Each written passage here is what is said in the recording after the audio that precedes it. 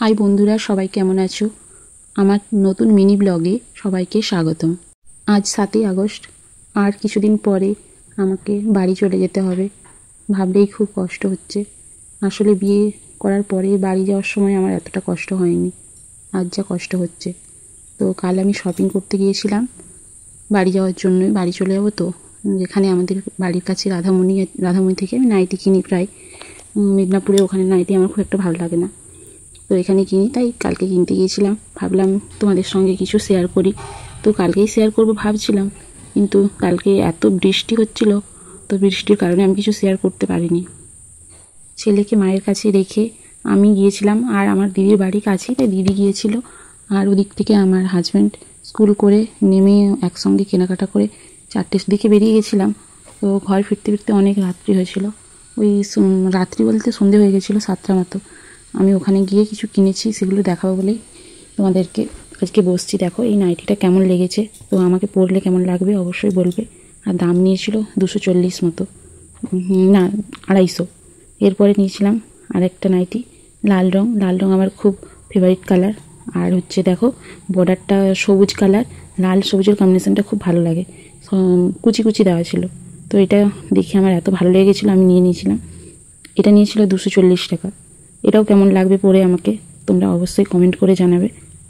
কালকে রাধামণিতে ঢোকার পর থেকেই এত বৃষ্টি শুরু হয়ে গেছিলো, মানে ভিজে ভিজেই আমাদেরকে কেনাকাটা করতে হয়েছে। তারপর আরেকটা কিনেছিলাম, এটা ব্ল্যাক কালার মতো দেখাচ্ছে, কিন্তু এটা ব্ল্যাক কালার না, এটা ব্লু, আর হচ্ছে বর্ডারটা রেড। এটাও হচ্ছে কুচি কুচি দেওয়া ছিল। আমার কুচি কুচি দেওয়াটা বেশ ভালোই লাগছিলো দেখতে।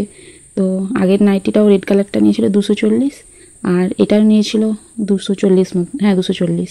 এটাও আমাকে পরলে কেমন লাগবে কমেন্ট করে জানিও, কোনটা পরলে সব থেকে ভালো লাগবে অবশ্যই কমেন্ট করে তোমরা জানিও। জানো তো বন্ধুরা, বৃষ্টির মধ্যে ভেবেছিলাম আরও কিছু কিনবো ভেবেছিলাম, কিন্তু এত বৃষ্টি চলে এলো, তাই খুব বেশি কিছু কিনতে পারিনি। আবার পরে যখন কিনবো বা মাকে দিয়ে আনা করাবো, তখন আবার তোমাদের সঙ্গে শেয়ার করব। আর আমার ছেলের মাথার পায়ের মাথার বালিশের জন্য এগুলো কিনেছিলাম, 2টো মাথার বালিশের আর 2টো পায়ের বালিশের, পাশ বালিশের। এই 4টের টোটাল দাম নিয়েছিল 120 টাকা, আর কোয়ালিটি খুব ভালো ছিল। তারপর কিনেছিলাম আমি একটা শাড়ি। এই শাড়িটা আমাদের নাপিতের বউকে দেওয়ার জন্য, আমাদের যে একুশা করতে এসেছিলো, আমার এক ছেলের নখ কেটে দিয়ে গেছিলো, সে একটা শাড়ি চেয়েছিল, তো ভাবলাম যাই কিনে নিয়ে আজকে। এই শাড়িটার নাম কি বলো তো, পমপম শাড়ি। তো আমি আর দিদি গিয়েছিলাম, দিদি পছন্দ করে দিয়েছে। তো এই শাড়িটা খুব বেশি দাম নেয়নি, এই শাড়িটার দাম নিয়েছিল 290 মতো।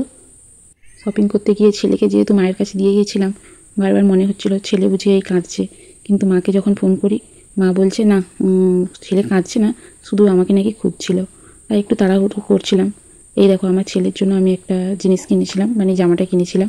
এটা রাধামণি থেকে কিনিনি, এটা হচ্ছে বেবি হাগ থেকে কিনেছিলাম, কিন্তু ওটা কালকে এসেছিলো, তাই ভাবলাম তোমাদের সঙ্গে শেয়ার করি। আর ওকে যাওয়ার দিন পরাবো, এটা যখন পরাবো আর তোমাদের অবশ্যই ছবি বা ভিডিও তোমাদের সঙ্গে শেয়ার করব। আর কেমন লাগবে তোমরা জানিও অবশ্যই।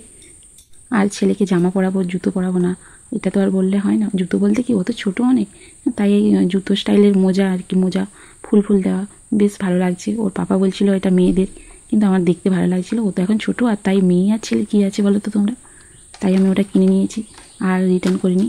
যেদিন বাড়ি যাব সেদিনই পরাবো। আর হচ্ছে ওর মিমি আমার সঙ্গে গিয়েছিলো, তো তাই ওকে ভালোবেসে এই জামাটা খুব দেখতে এত ভালো লাগছিলো, আমারও খুব ভালো লাগছে, তাই ওর মিমি ওকে কিনে দিয়েছে। এটা দাম নিয়েছিল 80 টাকা, আর ওই মোজা জুতোটার দাম নিয়েছিল 120, আর ওই জামাটার দাম নিয়েছিল 720 মতো। এগুলোই কিনেছিলাম, আর বেশি কিছু কিনিনি। কেনার ইচ্ছে ছিল, কিন্তু বৃষ্টির জন্য আর কিনতে পারিনি।